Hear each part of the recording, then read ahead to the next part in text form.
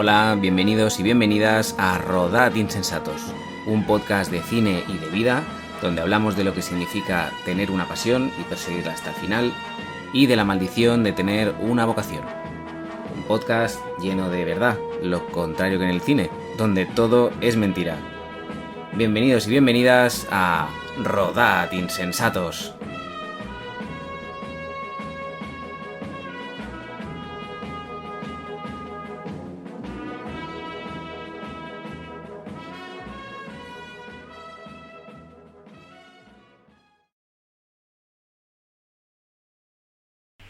Hoy está con nosotros un guionista, director, cinéfilo y sufridor. Es una de las personas que nos gusta tener a nosotros, como digo yo, es un cineasta que es ante todo uno de los nuestros, que sabe lo que es sacar una peli adelante, sabe lo que es sufrirla, sabe lo que es sudarla y ha venido a compartir con nosotros su experiencia, con una trayectoria mucho más interesante, mucho más larga de lo que a priori pueda conocer. Se inició en el mundo de los cortos, en el cual pues ganó el Goya.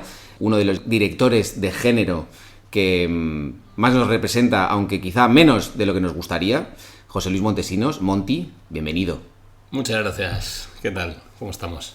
Bien, encantados de tenerte, y hoy vamos a hablar de tu primera película, que se llama Cuerdas. Se estrenó en el año 2020. Entonces es una película que tiene una historia bastante interesante, por no decir otras cosas que nos vas a desgranar. Y yo, como siempre, empiezo para que podamos poner un poquito de contexto. Te quiero preguntar, ¿quién es Monty en 2020 o en 2019, que es cuando se rueda esta película? Pues, a ver, voy a tener que hacer un gran esfuerzo, porque sabes que hay etapas de tu vida que a veces intentas borrar. Y que borras directamente. Y te borras directamente. Sí. Yo creo que fue una etapa muy ilusionante por una parte, pero también muy difícil por otra. ¿Quién era yo entonces? Pues mira, nosotros veníamos... Yo muchas veces hablo en plural porque ¿De ti mismo hablas en plural? No, de mí mismo no, sino porque incluyo al equipo que también sufre conmigo. Precisamente es lo que me anima muchas veces, ¿no? Pues esa familia que a veces me rodea y que bueno, con ellos pues impulsamos los diferentes proyectos como buen cortometrajista, ¿no? Y justo en esa época pues yo me consideraba un cortometrajista pues bastante prolífico, o sea, teníamos bastantes cortometrajes, habíamos movido durante muchos años... Bueno, perdón, prolífico y con éxito, porque tú dentro del cortometraje sí. eras un personaje muy reconocido. O sea, yo recuerdo, antes de conocerte a ti en persona, tu trayectoria... Hostia, eras quizá uno de los cortometrajistas de más nombre en España. Sí. O llegaste a serlo. No, la verdad es que nos ha ido muy bien. O sea, las diferentes historias que hemos ido lanzando, pues yo que sé, han empatizado no solo en España, sino a nivel internacional por muchos lugares. Y eso ha hecho pues que esas historias lleguen muy lejos, ¿no? O sea, siempre me he sentido muy afortunado dentro de la familia del corto, y de hecho nunca me cansaría de hacer cortos, porque muchas de las ideas, ¿no?, que a veces me vienen pues dan para corto seguro. Para largo ya es otra historia, ¿no? Porque también hoy hablaremos de ello, ya se sabe lo complicado que es tirarlo para adelante, ¿no?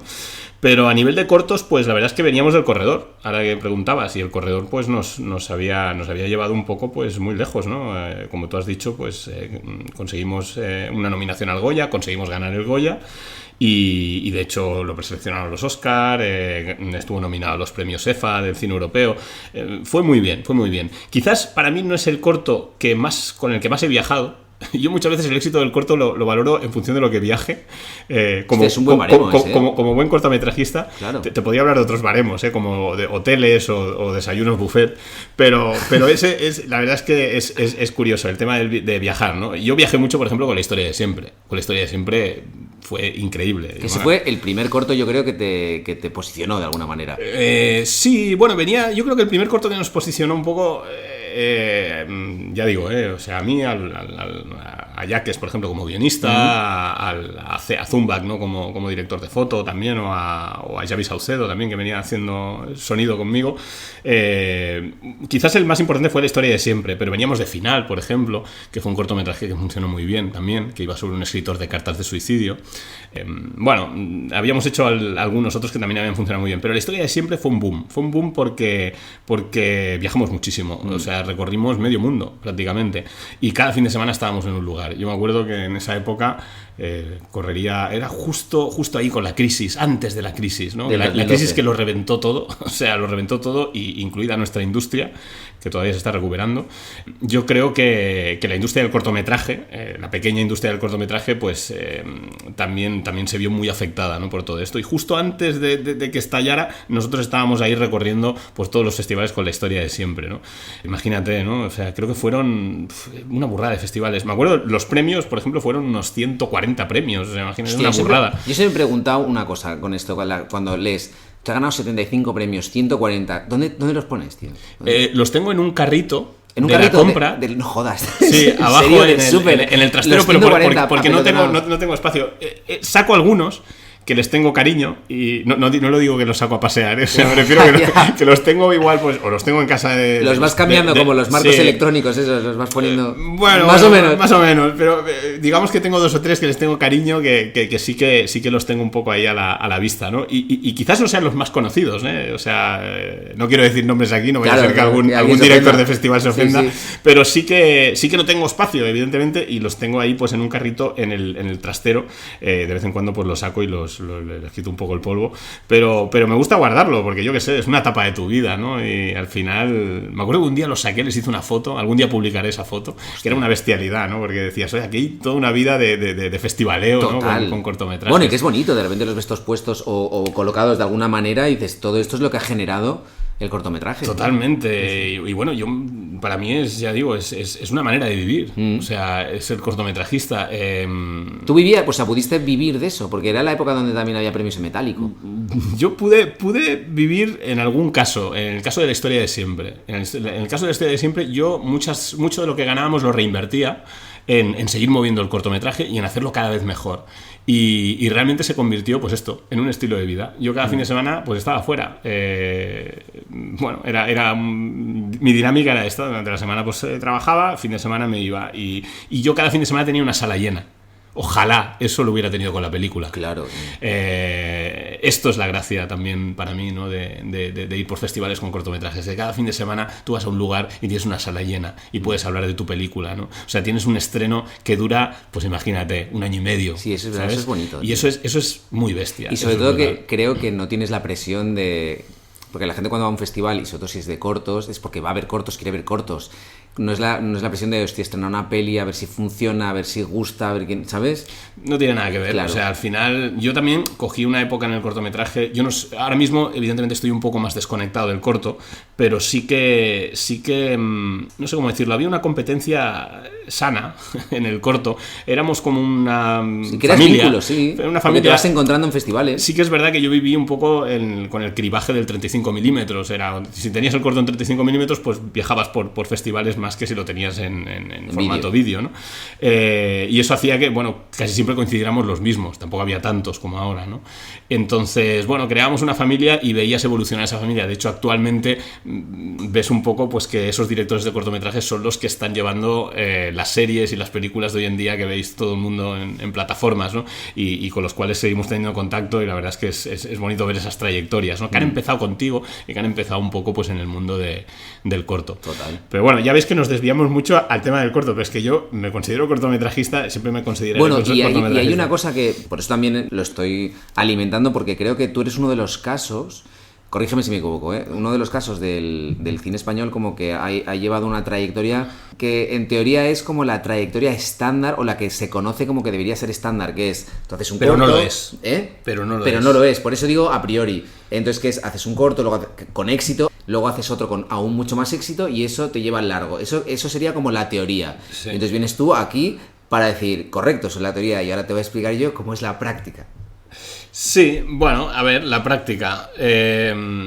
Tú puedes tener muchísimo éxito a nivel de lo que decía, ¿no? De viajes, en un cortometraje de premios, si quieres llamarlo de otra manera, o de estar nominado en 1000 sitios, pero a la hora de la verdad, esa bobina la tiene que ver pues alguien que apueste por ti, ¿no? Y ese es el problema, ¿no? Que es difícil a veces, pues era difícil entonces, es difícil ahora, yo creo que es más difícil ahora todavía, pues que quien tiene que ver la bobina pues te la vea, te mire el corto, ¿vale? Sí que es verdad que determinados premios ayudan más que tener la calidad más que la cantidad, ¿no? Por decirlo de una manera.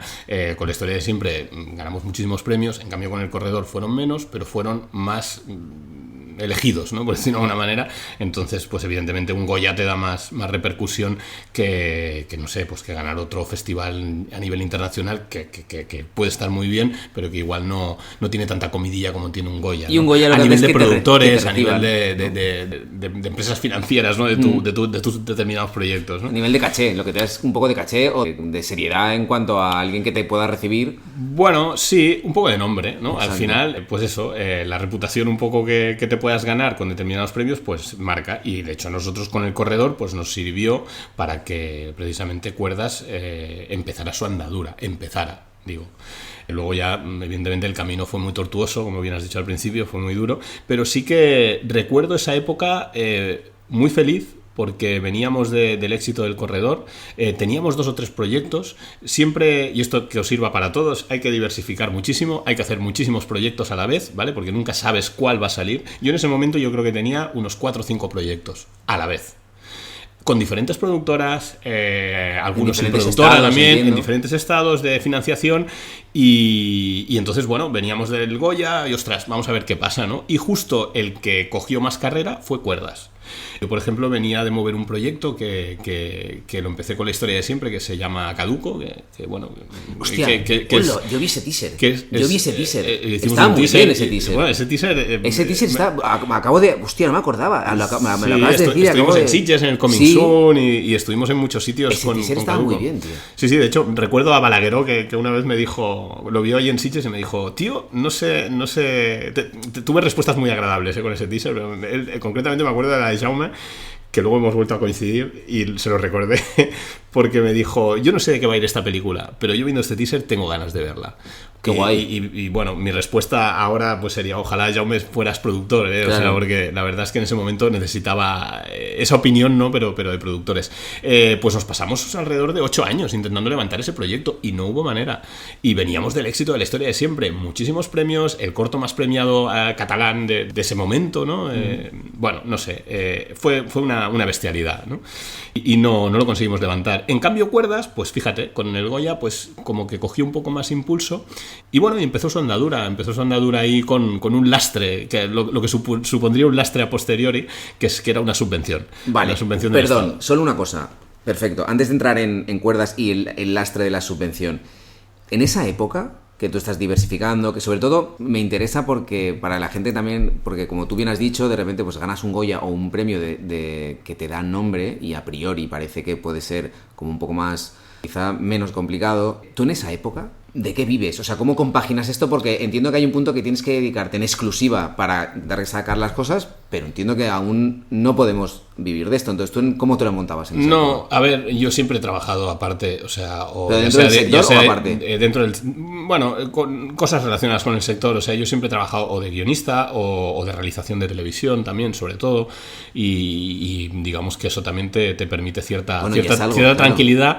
Aún así, siempre deseas tener las 24 horas, y no digo 12, digo 24, orientadas a tu pasión, ¿no? Que es pues el contar historias. Desgraciadamente, pues bueno, esto supongo que muchos de los que tendréis familia, ¿no? Pues yo creo que os sentiréis identificados. Muchos por no decir todos o todas. Sí, bueno, me refiero a familia que al final tienes que traer pan a casa y no hay otra, ¿no? Que poder trabajar de lo que sea para poder hacerlo, ¿no? Y hay momentos de tu vida donde, bueno, pues abunda el trabajo, momentos de tu vida donde estás un poco de capa caída y tienes que hacer de tripas corazón, bueno, y yo qué sé, y a veces pues dedicarte a cosas que no están relacionadas íntimamente con lo que a ti te gusta, pero bueno, oye, eso te permite hacer otras cosas. Yo en los cortos, por ejemplo, yo todo lo que he trabajado lo he reinvertido haciendo cortos. Yo he llegado a estar en números rojos por sacar cortos adelante. Me acuerdo que había un corto que se llamaba Fest que me dejó en cero. O sea, no tenía nada. Y lo saqué adelante. Y no me fue demasiado bien con ese, por ejemplo, ¿no? Conseguí recuperar el dinero, pero bueno, digamos que en el corredor fue la primera vez que yo no aposté dinero. Y fíjate, curiosamente, pues, sí, pero bueno, también eso no hay que tomarlo como un todo, pero sí que es verdad que lo que dices, que hay que hacer cosas, pero en ese caso yo creo que lo que te sigue moviendo es como la ilusión de poder seguir haciendo y de llegar en algún Esto es una punto enfermedad, claro. o sea, al final si estás enfermo pues lo sigues haciendo, porque igual a otro pues diría, ostras, ¿cómo tienes el valor de quedarte ahí en números rojos, ¿no? O sea, por tirar algo adelante que no sabes si te va a dar rédito. Evidentemente un cortometraje no lo haces para ganar dinero, pero bueno, es lo que te gusta, es Exacto. lo que quieres y vas a por ellos. También es verdad que es distinto hacerlo esto cuando tienes 23 o 24 años que cuando tienes 40. Sí, tío, pero creo que igualmente me da la sensación de igualmente cuando tienes 40, si te sigue moviendo y si lo sigues teniendo dentro, creo que lo haces, tío. Bueno, creo. hay otras cosas también en la vida. Hoy O sea, tanto. cuando tienes 40, Sí, bueno, pero... yo al menos en mi caso, ¿sabes eso que dicen de planta un libro, planta un árbol, escribe un libro, ten un hijo? Sí. Pues bueno, pues todo eso también lo he disfrutado. Me falta lo del libro. Pero sí que bueno, valoras otras cosas también y cuidas también, ¿no?, esas cosas, ¿no? Entonces eso hace un poco pues que igual lo lanzado que eras cuando tenías 22 años, pues no lo seas ahora. O al menos estudies más los proyectos en los que te metes. Sobre todo si son de película, porque si tú haces una película sabes que vas a estar 3-4 años mínimo metido detrás de eso. O 8 en el caso de algunas. Ok, sabiendo esto, mira qué bien lo voy a hilar esto. Volvemos a... Hablando de años, esa subvención, Cuerdas se estrena en 2020. Cuando tú empiezas ese lastre que dices de la subvención, ¿en qué año estamos? A ver, hay que explicarlo del lastre, porque igual cualquiera que lo oiga dirá, bueno, era como qué para... cabrón, ¿no? Le dan una subvención y lo llama lastre. No, era como para conectar el tema como lo hemos dejado antes. Sí. Bueno, yo de todas maneras explico un poco, ¿no?, lo de la subvención. Nosotros nos presentamos al ICA con el proyecto de Cuerdas, un proyecto que acaba de empezar la andadura, o sea, estaba verde todavía, era una versión de guión, pues yo qué sé, pues sería la tercera versión de guión, todavía igual le faltaban 2 más o 3 mínimo, y pum, y nos dan la subvención, ¿no? Entonces, ¿Año? Esto sería, justo, era en el 2016. Ok, vale. Y entonces decimos, ostras, que... ¿2016 o 2017 creo, perdona. No, perdona, 2016, ya lo he dicho bien. Y entonces, a partir de ahí, bueno, toda esa alegría porque dices, joder, es la primera vez que te dan una subvención para una peli y no es moco de pavo, o sea, es dinero... Y la tienes, vamos a hacer la peli. sonante. Y claro, lo que piensas es eso, ya está. Esto marcha, chicos, ¿vale? Con Bastian Films, además, que era la productora, que con Arturo, que hemos hecho varios cortos. Quiero decir, siempre somos muy amigos y siempre hemos tirado para adelante los proyectos. Y decimos, ostras, esto es genial, con tu familia, con la que has hecho cortos, con la que has producido diferentes cosas, vamos a hacer una peli, nos dan la subvención, mejores condiciones. esto para adelante. Pero bueno, luego resulta que no es así, ¿no? Porque a partir de ahí empieza pues un camino por el desierto y nosotros empezamos un poco construyendo el tejado, porque tener una subvención, pues digamos que te limita a nivel de tiempos, te exige una serie de condicionantes, ¿no?, que tú tienes que cumplir y tienes unos tiempos determinados para hacerlo. Y eso pues implica tener una bola con cadena, ¿vale? Es una bola de oro, ¿vale?, pero tienes una cadena. Y entonces con la que te puedes unir. Sería ese un poco el símil. Y esto es lo que nos pasó con Cuerdas, que nosotros luego empezamos a moverlo por televisiones, etcétera, y entonces es cuando llegaron los nos. Y esos no son muy duros, porque tú ves que va pasando el tiempo, que tú tienes que hacer esa película si quieres aprovechar la subvención y no quieres devolverla con intereses, y empiezas a pedir prórrogas y sigues teniendo nos, y bueno, y a partir de ahí pues llega un momento donde es muy tedioso, ¿no? Porque tú estás, me acuerdo que teníamos por ejemplo el apoyo de TV3 y dijimos, bueno, oye, pues yo creo que con TV3, con la subvención, ahora vamos al ICEC, nos lo tienen que dar, ¿no? Y justo el ICEC pues no nos lo dieron, ¿no? Televisión Española ya nos había caído y esta era una película que la estábamos moviendo por vía convencional, de momento no tenía tanto empuje a nivel de plataformas el tema. Y justo llegamos ahí al ICEC, que es las subvenciones de Cataluña, y no nos lo dan, ¿no? Y la verdad es que fue un batacazo bastante heavy y yo ya saqué directamente una pala y empecé a enterrar el proyecto. O sea, básicamente a echarle paladas de arena, muy a nuestro pesar y llorando lágrimas. Pero, y enfocarte en otra cosa. Pero sí, dijimos, bueno, vamos a hacer otra cosa, ¿no? Como tantas veces hemos hecho. Y justo eso, me acuerdo que habían pasado ya 2 años, estábamos en un verano. Y justo ahí en verano, a finales de verano, la otra productora que era Gallá, con Carles Pastor, lo presentó al Alibac en Valencia y entonces sí que nos dieron la subvención que necesitábamos en Valencia. Pero ¿qué pasa? Que eso cambiaba toda la mecánica de la película a nivel de rodaje, porque, bueno, ya sabéis un poco que a nivel de subvenciones, pues tú configuras el puzzle y es uno de esos condicionantes que tienes que, por ejemplo, rodar pues en el lugar donde te apoyen, ¿no? Claro. Muchas veces, y en este caso pues era Valencia. Y fue una combinación muy rara, ¿no? Porque era TV3, Valencia, normalmente cuando tienes TV3 pues entra el ICEC. En este caso pues fue un poco diferente, ¿no? Fue un puzzle un poco raro. Entonces, piensa que nosotros habíamos configurado toda la película aquí en Barcelona. Bueno, en Barcelona y alrededores. La teníamos localizada, teníamos el equipo todo aquí. Habíamos levantado hasta SketchUps de la localización.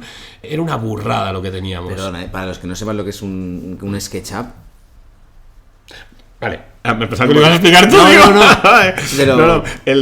A ver, vendría a ser, yo tampoco es que sea un as del tema, pero vendría a ser pues levantar en 3D todos los decorados que tú pues vas a utilizar. Como un modelaje, incluso que te permite situar la cámara, probar ópticas, ver un poco cómo lo quieres enfocar a nivel técnico, ¿no? el rodaje. Y esto lo había hecho el director de arte, que era una pasada, y bueno, compaginándolo un poco con el equipo de foto, con sonido. Lo habíamos estudiado muchísimo para rodarlo aquí. A nivel interpretativo también estaba configurado el proyecto y de repente todo cambia. Perdón, a nivel interpretativo, ¿ya tenías casting en aquel momento? Bueno, teníamos la protagonista iba a ser Michelle Jenner, ¿vale? Que, bueno, esto la verdad es que no lo he comentado muchas veces. Mira, me parece que va a ser el primer sitio donde no lo sigue nadie, estamos aquí tú y yo. Y con Michelle pues, tenemos buena relación porque además yo con su padre pues somos íntimos, hemos trabajado mucho en los cortos, él es el protagonista de La historia de siempre, del corredor, y la verdad es que me hacía mucha ilusión que fuera ella. Yo creo que era un personaje que nos podía llevar muy lejos, tanto a mí como director, como a ella como actriz, siendo una ópera prima, y bueno, nos pusimos ahí manos a la obra, ¿no? ¿Qué pasa? Que el hecho de que pasara tanto tiempo, pues no le vino bien a este tipo de relaciones que se habían establecido para poder rodarla aquí, y sobre todo el hecho de desplazarnos también a Valencia, ¿vale? Con Michelle también hubo ahí un problema que, bueno, esto tampoco lo he hablado mucho, pero yo creo que se puede contar a estas alturas. Tuvimos un tema con los seguros, ¿vale? Porque ella justo en esa época estaba embarazada y mira, si sirve de algo, desde aquí también me gustaría hacer un llamamiento a las compañías de seguros que trabajan en cine, porque el tema de los embarazos pues muchas veces no se gestionan todo lo bien, ¿no? que debería, y en nuestro caso pues era muy difícil llevarlo a cabo, porque claro, teníamos un rodaje con poco dinero. Estamos hablando de una película que no llegaba al 1.000.000 euros prácticamente, si apuras, ¿no? De presupuesto, una película muy barata, y nos pedían un poco a nivel de seguros pues más de lo que costaba, ¿no? Para asegurar a la actriz protagonista, que en ese momento además estaba embarazada, como ya digo. Entonces, claro, pues era inviable. No era un caso, no era, si hubiéramos sido una producción con muchísimo dinero, pues igual dices, ostras, te lo planteas, pero es que acudimos a todos lados, a un montón de compañías a nivel internacional, tal, y no hubo manera, ¿no? Y para mí fue un batacazo enorme no poder contar con Michelle en ese momento. Bueno, y sobre todo porque se refiere a una circunstancia extracinematográfica. Totalmente. Porque una cosa es que si por cosas de fechas de calendarios, de disponibilidad, de, no sé, de traslados o lo que sea, son cosas que se pueden solventar de alguna manera, haces, como tú decías, puzzles, sufres pero lo consigues. Pero cuando es algo que escapa a eso... No puedes hacer nada, y yo de hecho lo intenté todo. O sea, es que me faltaba plantarme ahí en las compañías, ¿no? Para decir, es que no sabía qué hacer, era impotencia, ¿no? Y me consta que los productores se desvivieron porque eso pasara, me consta, pero no pudo ser. Y entonces, pues claro, para ella también significó un varapalo, o sea, y un cabreo importante. Claro. Y bueno, yo ya te digo, es una familia que me quiero mucho y me supo mal. Me supo mal también lo que ocurrió. Y esto fue uno de los principales percances que tuvo la película en su momento, que era cuando todavía yo creo que estábamos ahí un poco para rodarla aquí. Y luego ya cuando ya se pasó a Valencia, pues pasó que no pudimos tirarlo adelante con Michelle, y nos cambió todo absolutamente. Te tienes que ir a Valencia, tienes que contar con un equipo completamente nuevo. Yo me tenía que ir allí a trabajar con un equipo que no era ya pues el habitual. De hecho, yo conseguí que viniera parte del equipo con el que a mí me gusta trabajar, ¿no? Pero claro, tuvieron que venir pues también en unas condiciones muy duras. Y que no son las habituales. Prácticamente algunos, ya te digo, casi que pagaban por venir al rodaje, ¿no? Casi que perdían dinero, ¿no? Por no decir que perdían, ¿no? Y bueno, aún así muchos de ellos, y no tendré nunca palabras para agradecérselo lo suficiente, accedieron a hacerlo y bueno, para mí fue, vamos, brutal, ¿no? Que lo hicieran. Y luego, pues esto, adaptarte a un terreno que no es el tuyo, que bueno, volver a localizarlo todo y sobre todo en muy poco tiempo. Porque esto nos dan la luz verde y igual en 3 meses teníamos que estar rodando. ¿Por qué? Porque teníamos la cadena. ¿Te acuerdas de la famosa bola de cadena? Pues esto también estaba ahí. Claro, eso es como un reloj de arena que se va acabando y tienes que darle la vuelta porque si no... Y lo complica todo. Entonces esto, ajustándonos mucho al presupuesto, teníamos que rodar esta película, una película con efectos especiales, con efectos prácticos, con animales. Este tema luego me lo recuerdas. Sí, tenía pensado sacarlo. Con problemas en ese momento también de casting. Bueno, y la teníamos que rodar no llegaba a 4 semanas. Y en 2 idiomas. Que este es otro tema. Hostia, esto no lo sabía yo. Lo de en los 2 idiomas. Entonces, solo una pregunta. Ahora vamos aquí, pero viendo todo lo que me cuentas, entonces yo pienso, digo, hostia, con todos estos follones que tienes, después de todo lo que te ha costado, bueno, claro, a ver, la ilusión puede con todo, pero tú en algún momento te planteas decir, tío, es mejor, esto no va a funcionar. Vamos a dejarlo porque quizá no va, más que no va a funcionar, quizá no vale la pena, quizá la peli se va a resentir. Mira, yo te digo una cosa. Yo cuando hice El Corredor, venía de darme un batacazo enorme con Caduco. ¿Te acuerdas de esa película esta de 8 años? Y con una productora que no salió bien. Y entonces, en esa productora, precisamente, había un inversor que confió en mí y me dijo, oye, yo quiero hacer un cortometraje y me gustaría hacerlo sobre el tema de las segundas oportunidades. Yo te dejo vía libre para que hagas lo que quieras. Y yo me acuerdo que cogí el ferrocarril, me fui a casa y le dije a Esther, le dije oye, a mi mujer, le dije, mira, estoy destrozado, no quiero hacer El Corredor, no quiero hacer, o sea, en ese momento no era ni corredor, no quiero hacer un corto ahora mismo, vengo de un batacazo de estar peleando por esta película, no ha salido y tal, y ella me dijo, ¿qué tienes que perder?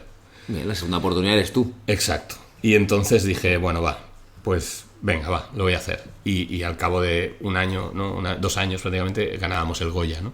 Entonces esto pues me hizo pensar cuando estaba haciendo la película y dije, mira, esto se va a poner muy difícil, se va a poner muy duro, pero si hay algún momento para sacrificar, es en tu primera película. Tienes que darlo todo. Porque aquí no hay marcha atrás. Quiero decir, si te rajas ahora en la primera, ya no vas a hacer la segunda. Con lo cual hay que ir a por todas.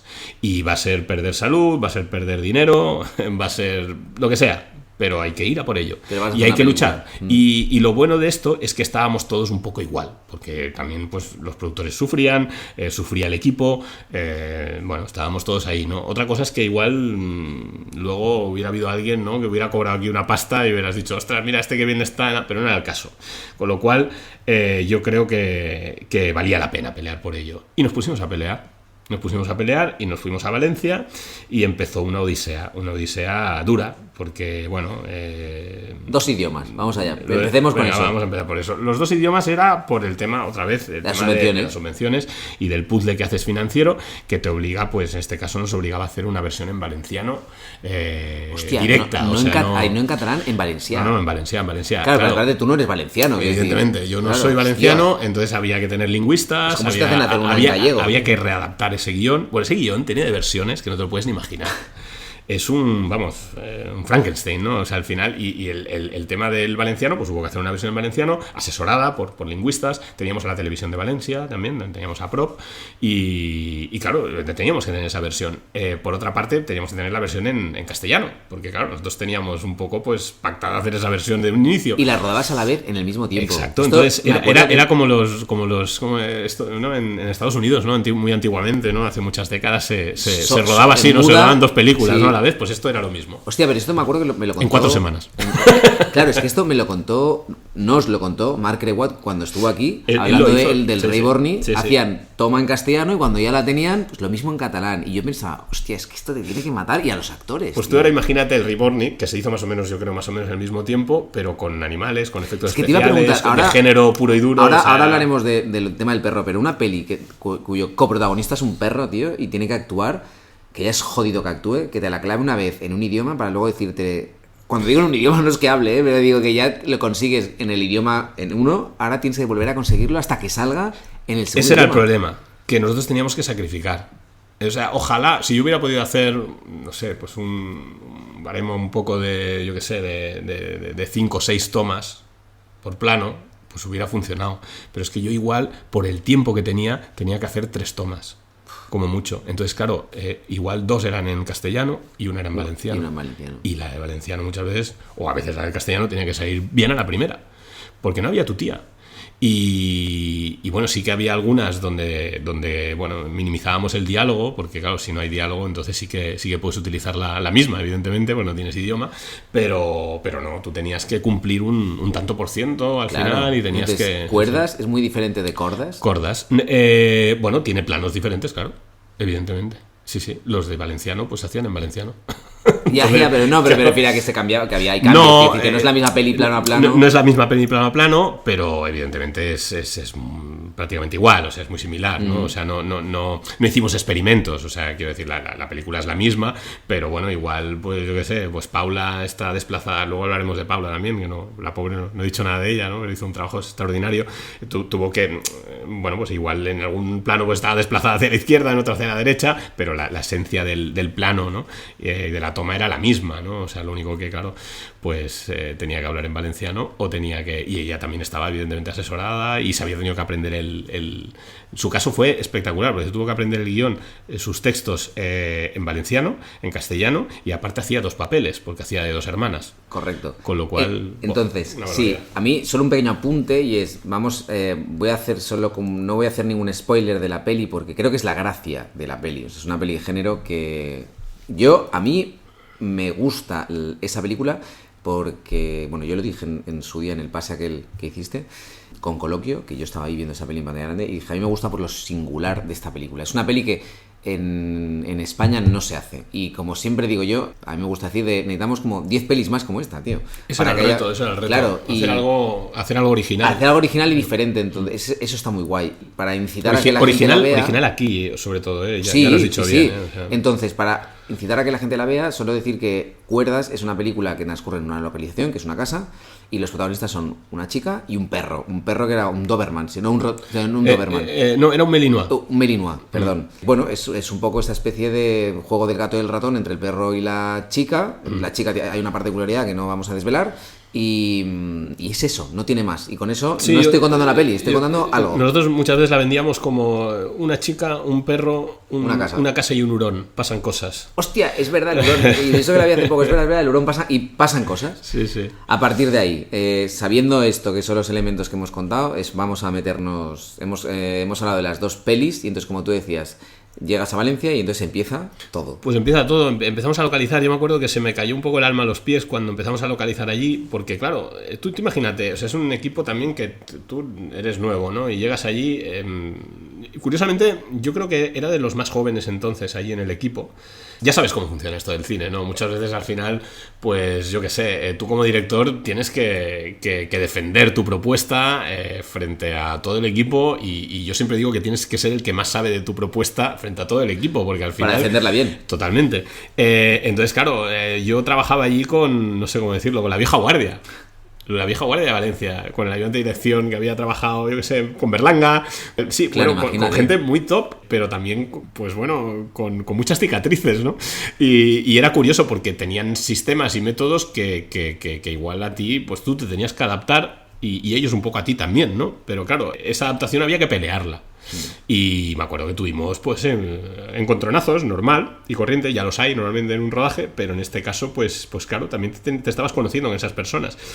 Lo difícil que es, ¿no? Al final tú empiezas a trabajar en cortos con gente que más o menos conoces y tal, y te vas haciendo un poco pues esa familia y de repente pues se acaba eso, ¿no? Y además yo estaba solo allí al principio. Claro, es que tú estabas solo. Mi gente llegaba, bueno, la gente que yo conseguí convencer un poco que viniera del equipo que habíamos formado hasta ese momento, hasta el momento de Cuerdas, llegó más tarde, porque no había dinero para tenerla allí. Claro. Entonces, bueno, me acuerdo de tener que rehacer todo el técnico. Yo tenía... Antes hemos hablado de los SketchUps. Imagínate, yo tenía documentos de cientos de páginas respecto a la película a nivel técnico. A mí me gusta mucho prepararme las películas. Soy muy meticuloso preparándome las películas. Soy ingeniero, ¿vale? Aparte de cineasta. Y yo tengo la carrera de ingeniería en telecomunicaciones. Lo digo por si me va mal esto, que todo el mundo lo sepa. Aunque no me acuerdo de la mitad de cosas, pero sí que me acuerdo de la manera de trabajar. Y me acuerdo que como nos daban mucha caña cuando estudiaba ingeniería, pues eso lo he conservado. Y a mí me gusta mucho trabajarme mucho las películas. Pues yo llegaba con la película muy trabajada, pero de repente todo eso fue a la basura y tuve que reinventarla otra vez. Y bueno, me acuerdo nos costó mucho encontrar la localización. Al principio decía, se nos caía el alma a los pies porque me enseñaban localizaciones, me decían, esto es lo que nos podemos permitir. Y yo decía, ¿en serio? Madre mía. Pero si había casas que eran, yo qué sé, pues, quiero decir que eran un desastre, que se estaban cayendo a trozos. Digo, es imposible rodar aquí. Y entonces, bueno, yo ahí sí que me planté. Cuando estás haciendo una ópera prima, cuesta esto de plantarte y decir, oye, vamos a hacer las cosas un poco como se deben hacer, ¿no?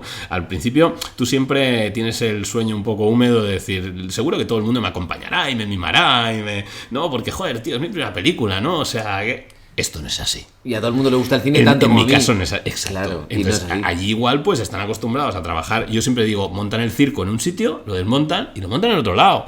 Y tú eres un circo más. Entonces yo llegué allí con mi círculo de mi perro, mi tía, mi casa, y de repente dijeron, bueno, pues venga, pues a montarlo, ¿no? Y bueno, tuve que adaptarme pues a la manera de trabajar. Me acuerdo que con Falele, con el ayudante de dirección, pues estuve continuamente iba allí a la casa y mira, por ponerte una anécdota, yo llegaba allí y decía, bueno, Falele, ya sé que me vas a pedir que reduzcamos este guión técnico. Yo igual tenía una escena, no sé, 10 planos, ¿no? Y decía, no, esto tenemos 4 semanas, esto hay que hacerlo en 3. Y era como, vale, bueno, pues venga, pues dice, lo primero que vamos a hacer es tomar medidas, ¿no? de la casa, ¿no? Me decía, digo, bueno, vamos a hacer un croquis de todos los planos y tal, porque esto había que hacerlo desde cero. Claro. Y entonces, bueno, empiezo a sacar yo ahí como mis aplicaciones de móvil, tal, ¿no? Tal, y veo que el tipo bueno, saca ahí, ¿no? Falele, que me lo quiero mucho. Papel y boli. Saca, su escuadra y cartabón, y 1 a 1, tal, no, y empezó a decir, bueno, no, esto yo lo hago así, lo medimos, tal, no sé qué, escala tal, cual. De la vieja escuela, tío. Y yo dije, ole, pues claro que sí, vamos a hacerlo así. Déjate de aplicaciones, vamos al lío y todo dibujado. Todo dibujado por plantas y a mí me encanta hacer plantas, pero igual, yo que sé, muchas veces utilizas el Shop Designer y allí no, vamos a hacerla manualmente y tal, y yo con él, yo adaptándome también a su manera y él un poco a la mía y consiguiendo rehacer la película que yo tenía para 10 planos, ¿no? Pues de hacerlo en 3. Y bueno, eso implicaba pues mucho plano secuencia, mucha coreografía, mucho hablar con los entrenadores de los perros. O sea, os recuerdo que ahí hay un perro que tiene que actuar y que pues, tenéis que decir, tiene que entrar por cuadro a la derecha, se tiene que plantar aquí, no, un perro, tú ya sabes lo complicado que es, ¿no? Las coreografías y lo que depende es un poco de que a veces todo salga bien y se alineen los astros, ¿no? Total. En nuestro caso dependíamos muchísimo. Debíamos tener suerte. Si no había suerte, aquello se hundía. Era brutal. Yo sentía que cada día la película se me podía ir al garete. Cada día. Yo me fui pesando 85 kilos y volví pesando 72. Era así. Y la comida era muy buena. Comíamos paella en Valencia, extraordinaria. Yo no podía ni comer. O sea, me costaba. O sea, insisto, fue muy ilusionante, pero fue muy duro. Fue muy duro porque la ilusión... En este caso, la ilusión es la procesión que va por dentro. Es al revés. O sea, lo que llevamos por fuera era el desastre. Era un poco... eras un alma en pena. Muchas veces, ¿no? Y entonces, bueno, tenías que montártelo para cada día. Me acuerdo que era una odisea, ¿no? Decidir un poco, pues, cómo lo íbamos a hacer y de la mejor manera. Y lo conseguimos hacer muy bien. Realmente nos funcionó ser currantes. O sea, todo el equipo, ¿eh? Y bueno, te he puesto el ejemplo un poco de la escuadra y el cartabón, pero era así en muchos departamentos, ¿no? Yo aprendí mucho, para mí fue un máster. O sea, yo siempre digo, después de cuerdas me enfrento a cualquier rodaje, no hay ningún problema. De hecho, ahora estamos trabajando en una película, es una película de acción, y digo, ostras, me lo voy a pasar pipa, me voy a pasar bomba. Eso sí, quiero más tiempo, quiero más... ahora ya, evidentemente, defiendes un poco todo lo que puedas, o hasta donde te dejen, las armas con las que tienes que jugar, ¿no? Pero sabes lo que cuesta. Yo no dejaba de hacer una película de género, de acción, teniendo poco dinero, ¿no? Claro, y teniendo todos estos impedimentos. Pero sí que fue jodido y fue muy, muy, muy difícil. Y luego también el hecho de los dos equipos. La gente que venía de Barcelona, la gente que venía de Valencia. Chocaban muchas veces. Entonces tú tenías que hacer un poco de árbitro a veces, ¿no? Es decir, oye, mira, yo llevo aquí 3 meses ya, esto es la manera... estos trabajan así, tú ya sé que trabajas de otra manera, vamos a intentar adaptarnos. Y sí, por ponerte otro ejemplo así mira, me acuerdo que estábamos rodando el último plano que hicimos de la película, que además era con 2 niñas. Había niños, por cierto, también. Y Hitchcock me hubiera pegado todo un tiro. el cóctel. Sí. Me acuerdo de estar rodando ese plano con el director de foto, y esto ahora si lo escuchas se reirá seguramente, o eso espero, con Mark, y me acuerdo que Mark estaba cabreado, muy cabreado, pero mucho, al límite de enviarlo todo a tomar por saco, y le dije, mira Mark, tío, o sea, este es el último plano, yo quiero que te vengas aquí conmigo al combo, que lo mires conmigo y que lo hagamos bien, y habremos acabado la película. ¿Tú sabes lo que es eso? O sea, habremos acabado, ¿no? Y estaremos juntos, ¿no? Y no habrán podido con nosotros, ni la película no habrá podido con nosotros. Y me acuerdo de estar ahí con lágrimas en los ojos mirando ese último plano, con él también compungido, pero al mismo tiempo contentos, ¿no? Porque ya acabábamos la Odisea y de hecho habíamos podido con ella. Y bueno, un ejemplo más, ¿no? de lo que significó, ¿no? todo eso, aparte de estar alejado evidentemente de casa. Yo acababa de tener una criatura, tú imagínate, ¿no? O sea, estás fuera, sí. Es que todo lo que cuentas parece como de película, tío. Total, es que sería para rodar una película. O sea, sí. Yo recuerdo esto de los niños pequeños, ya sabéis que también además pues igual pillan muchos virus y tal, y no podían venir, ni yo podía ir a veces porque igual estaba enfermo y tal, y fueron varios fines de semana que no veía a Nico. Y ostras, lo pasé muy mal, ¿no? Porque, joder, padre primerizo pero bueno, era tu sueño, ¿no? O sea, al final, sarna con gusto no pica, y lo aguantamos. Hay una cosa que no hemos hablado, me sabe mal, ¿no? Que es el tema de la actriz. No, yo quería entrar. O sea, que lo hemos dejado ahí con el tema de Michelle, pero a la misma vez que tuvimos que buscar localizaciones in extremis en Valencia y reorganizar toda la película a nivel técnico, también tuvimos que hacer un casting, claro. Que el casting lo hicimos aquí, porque la actriz sí que tenía que ser catalana. Pero claro, fue un casting pues bastante express. Sí. Porque era, bueno, no nos quedaba mucho de tiempo. Y entonces, pues ahí la verdad es que sí, vi a grandes actrices en ese momento. A mí el trabajo interpretativo es de lo que más me apasiona y me gusta de este mundo. Yo creo que además yo siempre le doy mucha importancia en todo lo que ruedo y me lo paso pipa. Pero justo con esta película no me lo pasé tan bien porque íbamos muy apretados, ¿no? Sí que Paula hizo un casting extraordinario y Paula era muy joven. Tenía 18 años cuando hizo el casting, cumplió creo que 19 en rodaje. Y tú imagínate, ¿no? O sea, era como, bueno, ella está muy bien, tu primera película, pero tu primera película de rollo Vietnam, ¿sabes? O sea, pero ella estuvo en El Desconocido. Ella estuvo en El Desconocido, pero claro, El Desconocido, pero ahí sí que era muy niña. Y también tenían una serie de condiciones que nosotros no teníamos, y de condicionantes que nosotros teníamos y que ellos no. Sí. Entonces yo creo que todas las películas son difíciles. Pero claro, yo veía a veces a Paula y decía, ostras, tío, bueno, aquí también estaba sola. No ella. Sabes dónde te estás metiendo. Aquí también estaba sola, porque en El Desconocido no deja de estar en un coche con un personaje como Tosar, que joder, quiere decir, eso lo hace todo como más fácil a priori, y aquí está sola con un perro. Entonces, su primer protagonista, además. Sola con un perro, aprendiéndose dos papeles, dos papeles diferentes, en 2 idiomas diferentes. Pero está muy bien, Paula, la verdad. Y con una angustia brutal que tiene que transmitir. Fue muy difícil para ella, estoy segurísimo. No me puedo imaginar lo difícil que fue para ella. Y no me lo puedo imaginar porque, desgraciadamente, y esto es muy duro lo que voy a decir, yo a veces no podía dedicarme tanto tiempo, claro, como debería para un papel así, con ella, en rodaje sobre todo. Sí que es verdad que hicimos muchos ensayos y en los ensayos sacamos mucha miga del personaje, pero en rodaje me hubiera gustado pues poder estar más tiempo. O sea, a veces yo la veía y ella incluso alguna vez me lo transmitía, me decía, no puedo más, estoy al límite, Monty, estoy al límite de decir, lo dejo.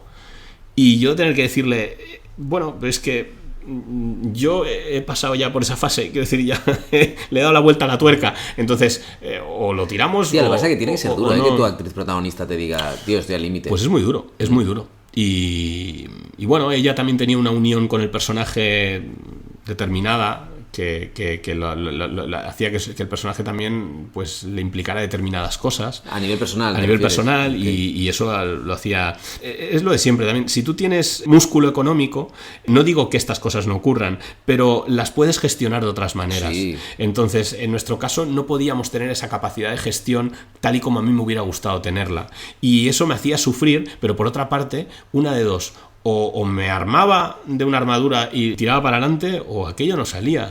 Y bueno, soy consciente que ella lo pasó mal y que yo también lo pasé muy mal y que el equipo lo pasó muy mal, pero es que no podíamos hacerlo de otra manera. O sea, es que no había otra manera posible. Sí, había otra manera, que era decir, se acabó. No hacerla. No hacemos. Entonces, bueno, ahí nos conjuramos todos para sacarla adelante.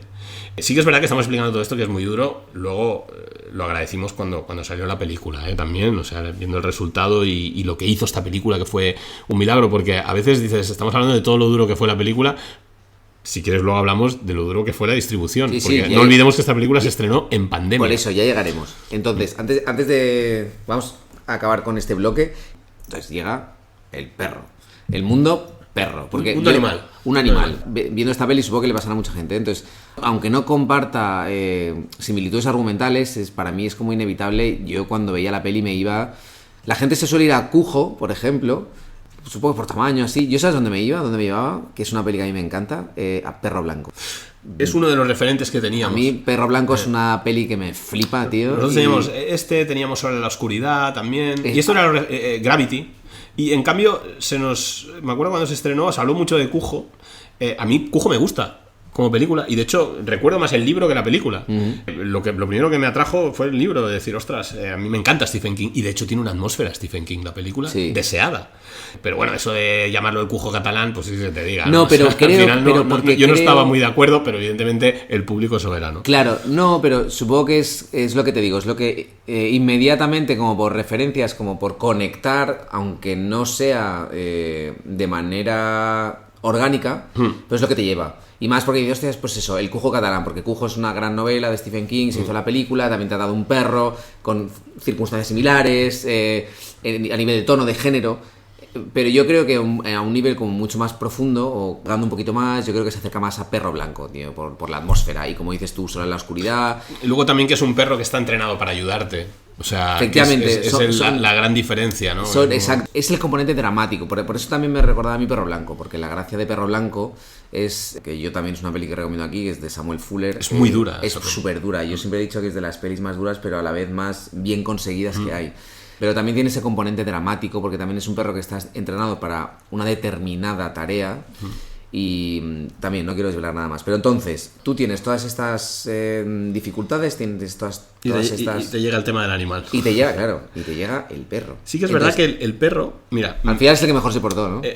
La perra. Porque era espiona, los entrenadores eran David y Mariona, espectaculares. ¿Te los trajiste de aquí? O sea, esto lo pudiste Ellos sí que conservar? venían de aquí. Sí. Eso lo pudimos conservar, pero lo pudimos conservar porque es que hay muy pocas posibilidades. Bueno, es que si no había peli. O sea, hacer lo que teníamos que hacer nosotros en este caso con una perra, de verdad, era muy difícil, era muy complicado. Es que igual en Valencia no lo teníamos. Bueno, es que cuando ves la peli, a mí me parece súper complicado lo que hiciste. No, era muy difícil. Yo al principio tenía idea de otra raza de perro para poder hacerlo, y fue cuando conocí a Mariona que hablamos y estuvimos hablando de la película y vimos todo lo que había que hacer, y ellos vieron todo lo que tenía que hacer el perro y dijeron, no, esto tiene que ser un Malinois entrenado y campeón. O sea, porque espionaba, había ganado un montón de medallas ya, y era una perra de competición. Sí. Y la perra fue la que mejor se lo pasó. ¿Por qué? Porque era un juego. Entonces, eso tiene su parte buena y su parte mala. La parte buena, pues que la perra encantada de la vida y que conseguíamos hacer cosas increíbles con ella. La parte mala, pues que había que tener también, evidentemente, mucha paciencia. Había que estudiarlo muy bien antes de rodar. Y te puedo asegurar que la perra, cuando llegaba, esto me lo decía Mariona, me decía, cada día que acaba el rodaje llega hecha polvo, pero de jugar. Y se pone allí a dormir en el sofá y se queda frita, y luego por la mañana se levanta con mucha alegría porque tiene que volver al rodaje, ¿no? Siempre había que plantearlo como un juego. Todo el rato era un juego. O sea, tú venías de una escena súper angustiosa con Paula, de que lo estaba pasando como el culo, y de repente la siguiente escena era, pues esto, mover la pelotita con la perra y jugar con ella. Tú lo que veías no era eso, no evidentemente, era eso. Pero era el rodaje era eso. ¿Cómo conjugas el hecho de rodar con animales? Necesitas de cosas totalmente inverosímiles a nivel dramático, por eso, porque tú lo que necesitas es que visualmente se vea que va de un lado a otro, o conseguir un efecto que se hace con un juego. ¿Cómo lo mezclas con a lo mejor el momento emocional que está pasando la actriz, que a lo mejor es totalmente lo opuesto? Es muy complicado. Digamos que lo estructurábamos por partes. Lo que sí que a mí, esta película para mí era crucial tener los volúmenes compaginados. Es decir, yo cuando veía a la actriz tenía que ver al perro para creérmelo. Si no, no me lo creía. Y yo creo que es uno de los grandes aciertos de esta película, que siempre, muchas veces los tenemos a los dos en plano.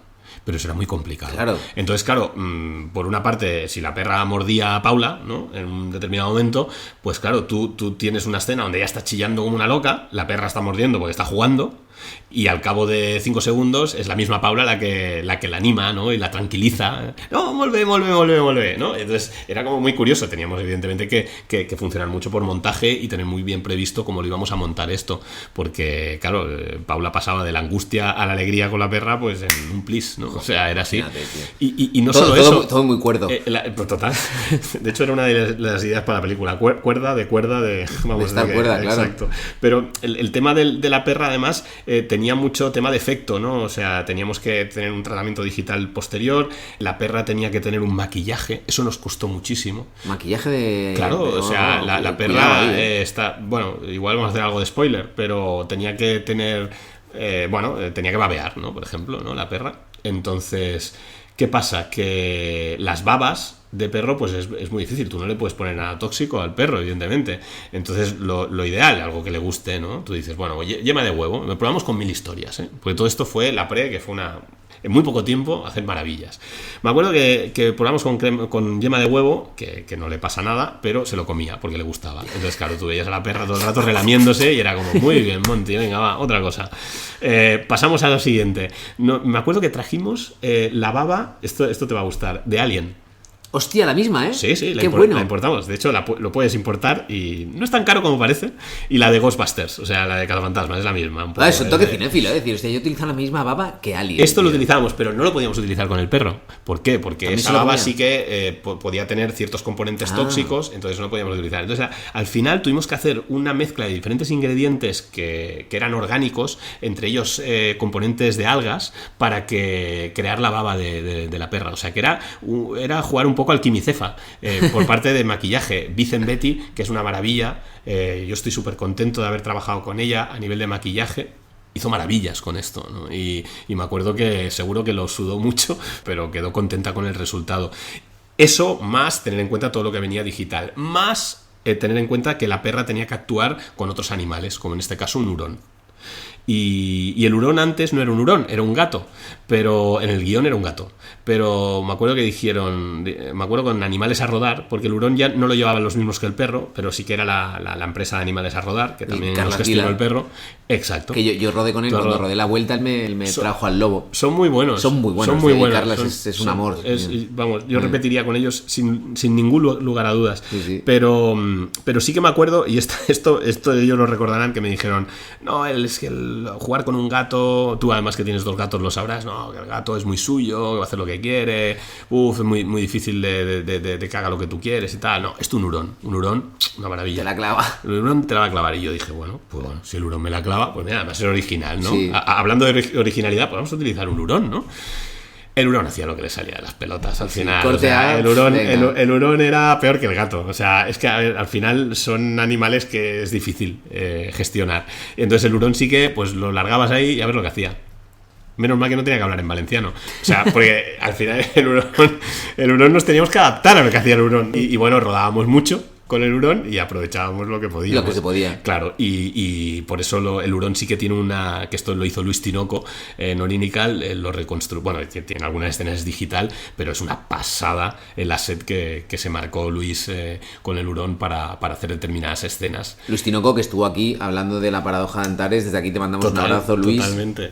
Y nos lo pasamos muy bien, o sea, porque, bueno, lo que no conseguimos llegar con el hurón, teníamos 2 hurones, teníamos uno que era más salvaje, por decirlo de alguna manera, y otro que en teoría estaba adiestrado, casi que el salvaje se portaba mejor.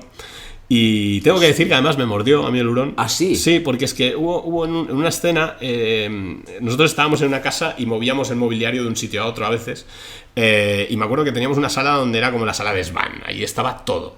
Y el hurón, curiosamente, se escapó. y se metió en esa sala. Y esa sala era un caos, o sea, era imposible, era como buscar una aguja en un pajar. Entonces, claro, pues un equipo de igual 5 o 6 personas se pusieron a buscar el hurón y yo me quedé en la puerta. Y de repente veo al hurón que va corriendo hacia la puerta y dije, espérate, Tete, esta es la mía, ¿no? Voy a coger el hurón, aquí, ya aquí no el director aquí sacrificándose, voy a coger el hurón y ya está, ¿no? Y le fui a coger con todo mi cariño y el hurón me pegó un bocado y empecé a sangrar por la mano. Y no, el hurón luego lo cogieron y justo teníamos que rodar una escena muy heavy con Paula. Y entonces le dije, no me hagas nada, o sea, me aguanté la sangre, la mano, rodamos la escena y luego ya me lo curé. Pero en ese momento dije, ostras, tío, vaya compañero de rodaje, tira. amigo, o sea... Ya, tío. Sí. Madre mía. O sea que lo sufrí físicamente también. Eso pasa por rodar con animales. Consigues rodar esta película con ese último plano que has dicho, lo cual que es un hecho muy bonito, y te vas a montar. ¿Cómo es montar 2 películas en una? Pues montar está muy bien, porque sobre todo si tienes un buen montador como en nuestro caso. Yo soy un director que me gusta disfrutar de todos los procesos porque amo la profesión. Entonces, el montaje me gusta mucho. Yo empecé montando mis cortos y yo llegué allí a Adela con Luis de la Madrid y me senté allí a su lado. Y le dije, bueno, Luis, venga, vamos a montar, ¿no?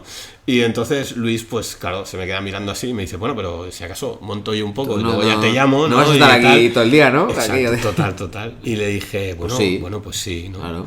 Y me dice Luis, bueno, ostras, igual, ¿no? Te podías ir un rato y ya monto yo. Y digo, no, tío, Luis, mira, yo es que necesito estar aquí y necesito respirar el montaje contigo y tal.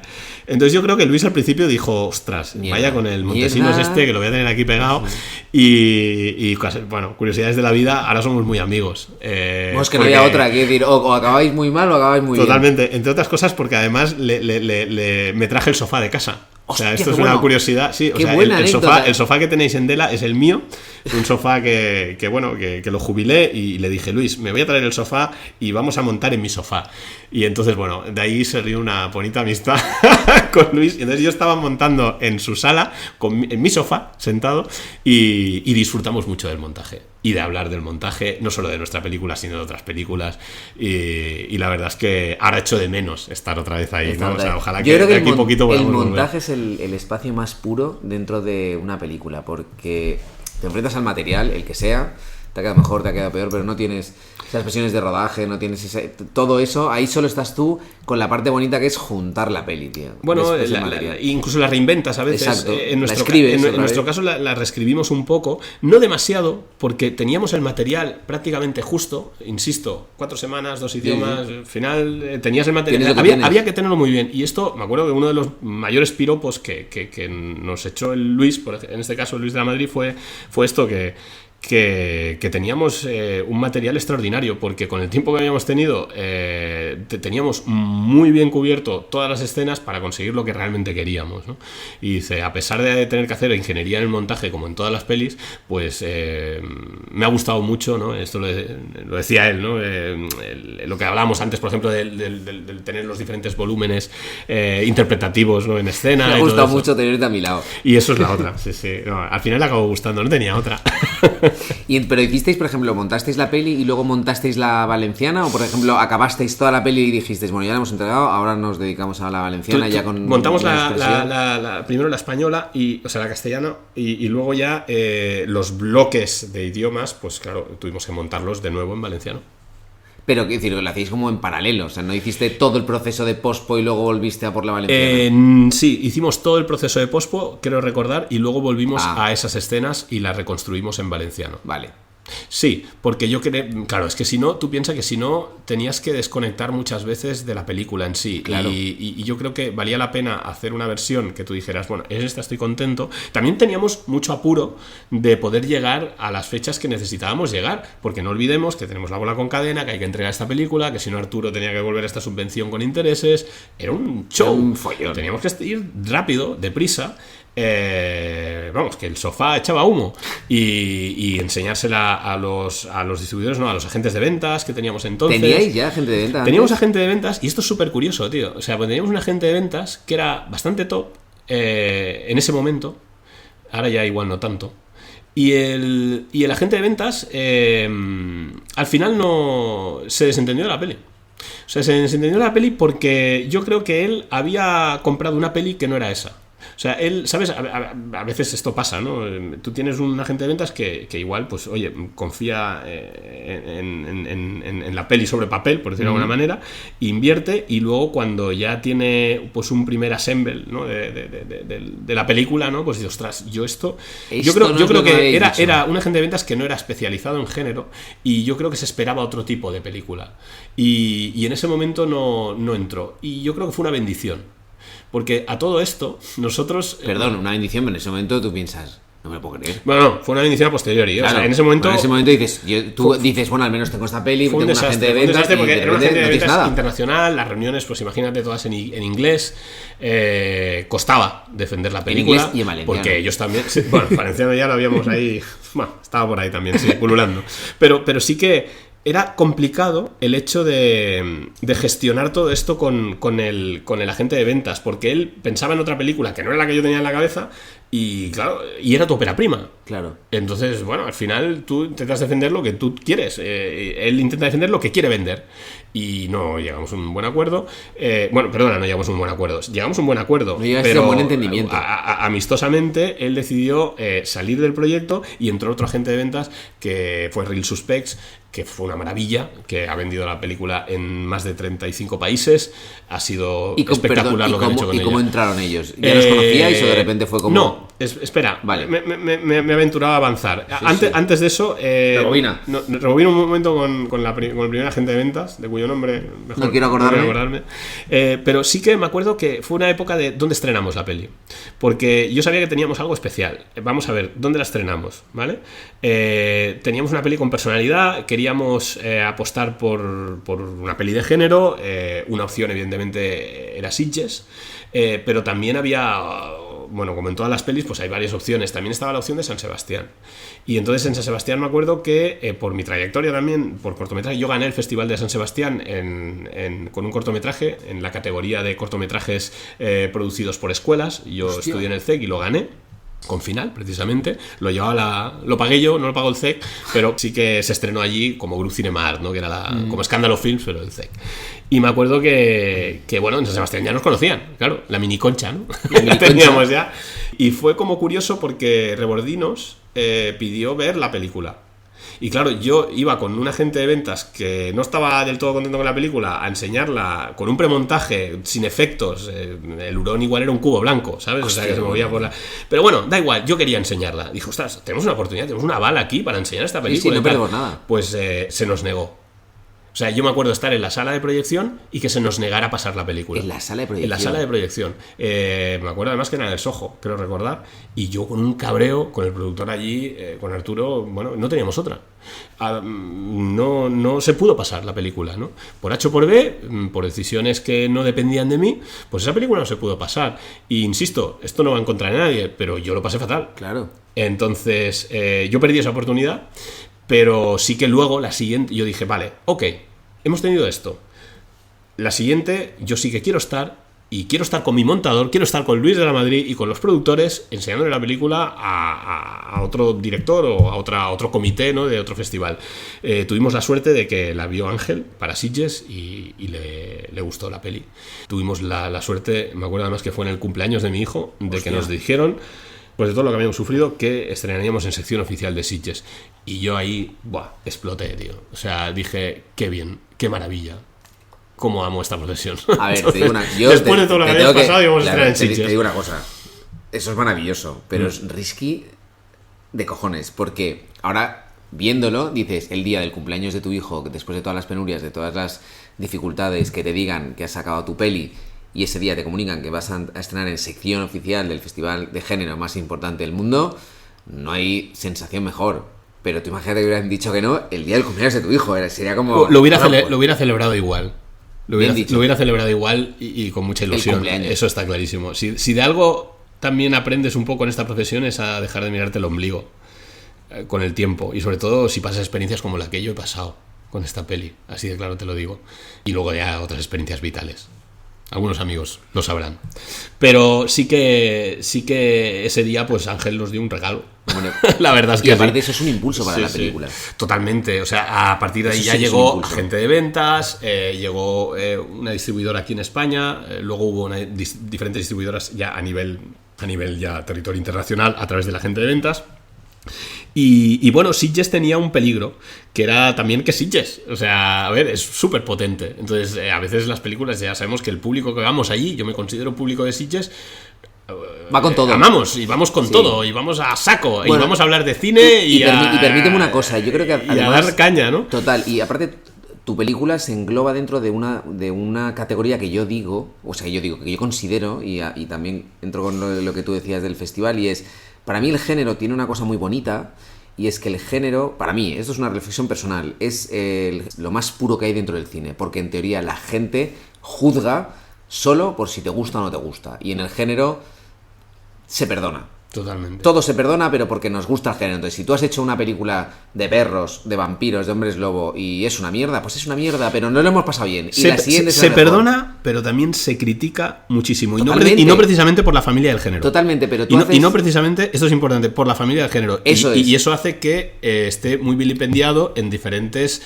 dinámicas de distribución. Pero y entonces es complicado. Sí, totalmente de acuerdo. Pero la familia del género, si tú haces una peli que no les mola, haces otra y te van a seguir apoyando y la van a ver igual. En cambio, tú haces una película dentro de una categoría como pues más estándar, más drama, más cine, pues lo que se puede, más costumbrista y tal.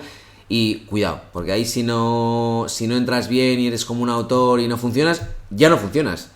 Ya no funcionas. En cambio, el género es puro. El género se perdona, se permite, de hecho se invita a eso. Y el género, yo venía de rodar cortometrajes de drama. O sea, quiero decir, para mí yo me considero un director, a mí me gustaría trabajar diferentes cosas, ¿vale? Yo creo que el género, es una herramienta para poder transmitir diferentes historias, ¿vale? A mí me gusta mucho, por ejemplo, y yo creo que todo mi cine ha ido siempre un poco hasta la hora de la supervivencia, ¿no? De utilizar un poco tus dones, a veces muy comunes, para salir adelante en circunstancias extremas. A mí es lo que me mola, lo que me gusta. Buscavidas, ¿no? Historias que también me encantan. Pero yo venía a hacer esos dramas, incluso comedias, ¿no? De repente me enfrento a una película de género y dices, ostras, hay que ser muy meticuloso, hay que estudiar muy bien cada plano, hay que ser muy preciso, exige una precisión extrema para que esto funcione, ¿vale? Es evidente que luego al público eso se la va a repamplinfar, ¿vale? O sea, le da igual. Pero sí que dices, ostras, debería estar muy valorado, yo creo que por la gente que nos dedicamos a esto, porque realmente cuesta muchísimo hacer una película de género.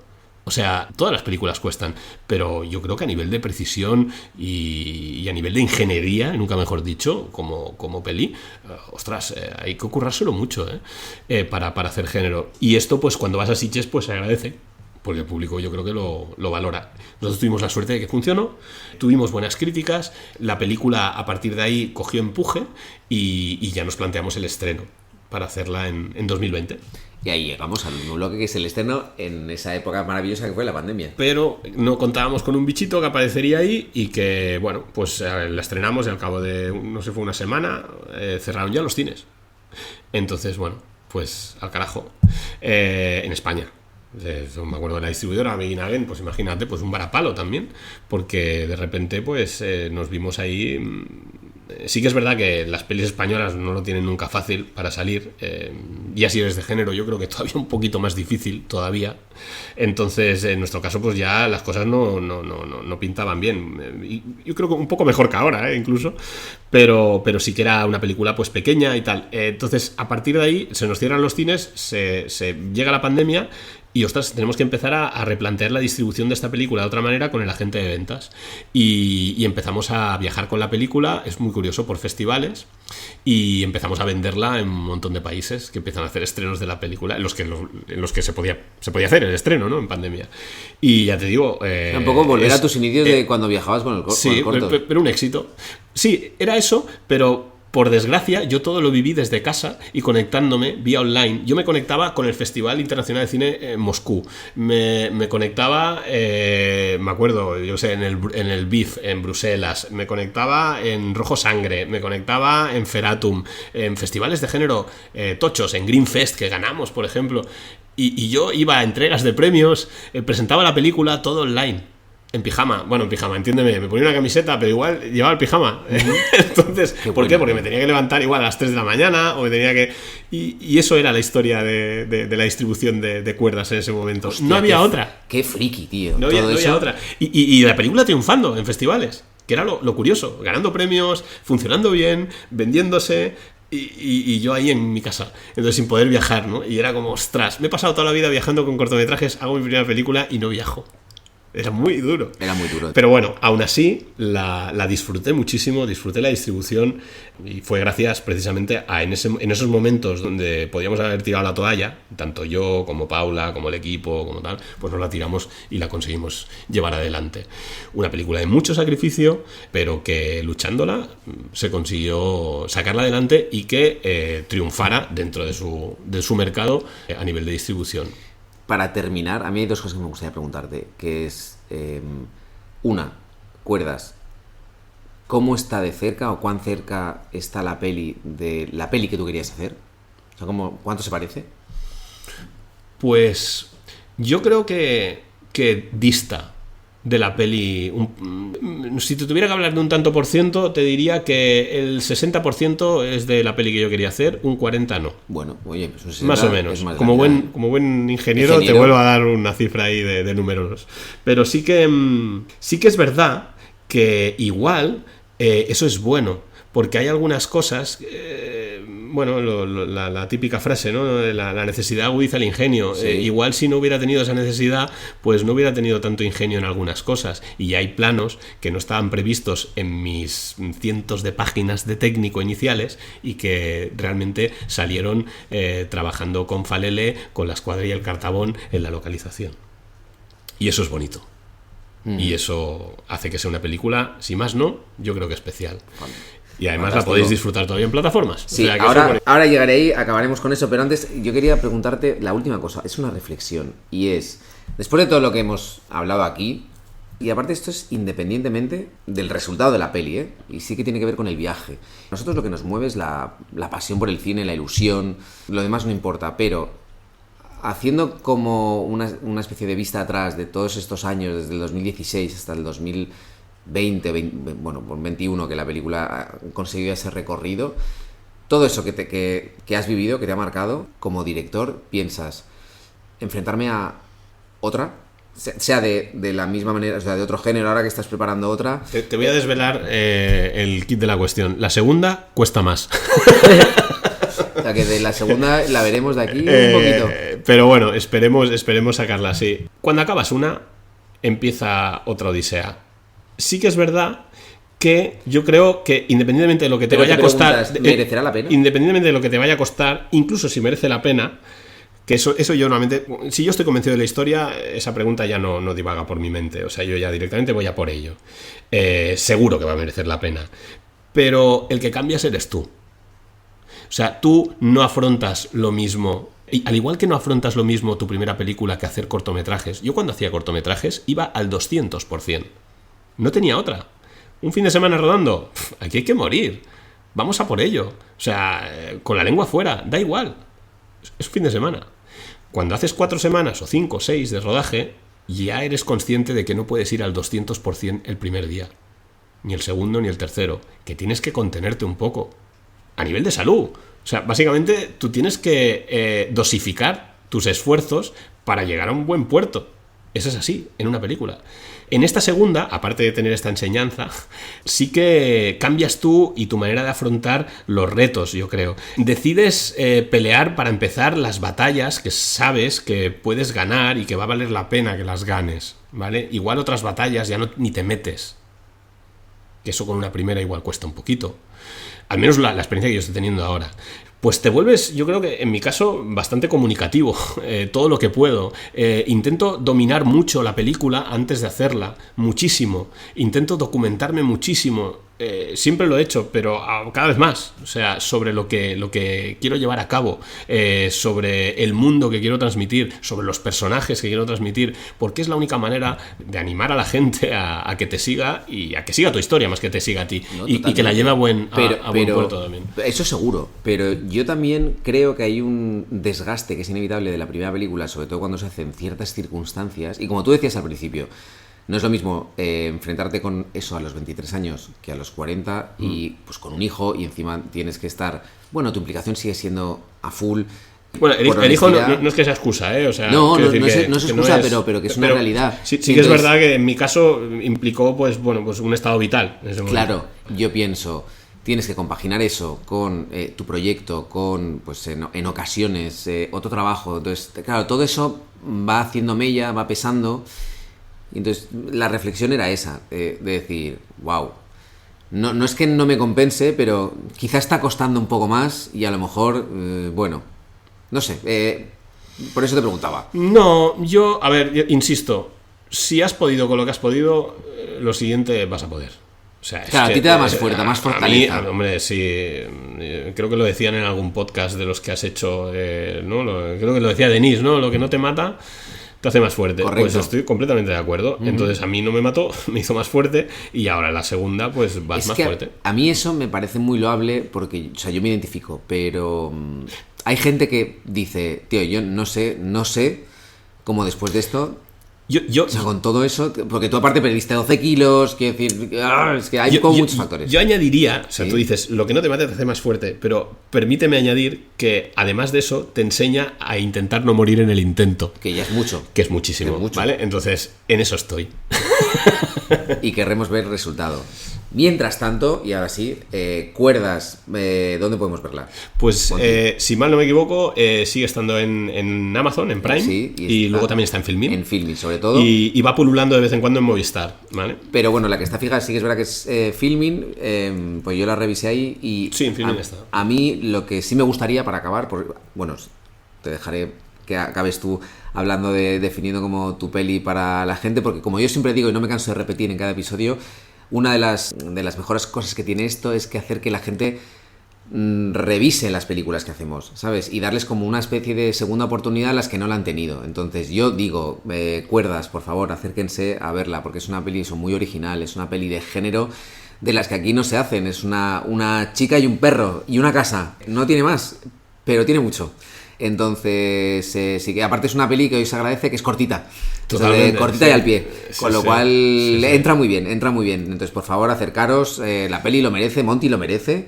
Y, joder, yo no puedo decir nada más. Entonces, despide tú esto, por favor, Monty, habla de Cuerdas y... Bueno, poco más que decir que lo que has dicho. Yo creo que es una película hecha con mucho corazón, con mucha alma, con mucha pasión. Hemos hecho lo mejor que hemos podido, ¿vale? Que esto os lo dirán muchos directores. Y no se puede pedir más. Y yo creo que después de escuchar el podcast, yo creo que es más entretenido incluso ver la peli. A mí me están entrando ganas de verla, ¿verdad? Y hacía tiempo Fantástico. Que eso no me ocurría. Hostia, mira, ¿sabes lo que podríamos intentar hacer? Como en las pelis, el primer fin de semana que salga el podcast, vamos a entrar después en la plataforma a ver si ha habido más visionados. Venga, ostras, sí, os animo desde aquí. Vamos a hacer una apuesta. A verla y a darle el cariño pues que se merece cualquier peli, al fin y al cabo. O sea, yo creo que este caso pues es como muchos, ¿no? Y bueno, y qué demonios, ¿no? Que es género y que yo creo que necesita un pelín extra de cariño. Un pelín extra allá, de ¿no? cariño, vamos a dárselo, claro que sí. Y a partir de ahí, pues nada, poco más. Agradecer también pues tu función, ¿no? Como transmisor un poco de estas experiencias, estas penitencias que te contamos un poco aquí los directores. Que va, el mérito es vuestro. Yo estoy encantado de escuchar y como decimos, de compartir miserias. Porque para eso estamos. Sí, sí. Así que nada, Monty, muchísimas gracias por estar con nosotros, por compartir esto. Y nosotros nos escucharemos en el siguiente episodio de Rodad Insensatos. Un abrazo. Un abrazo.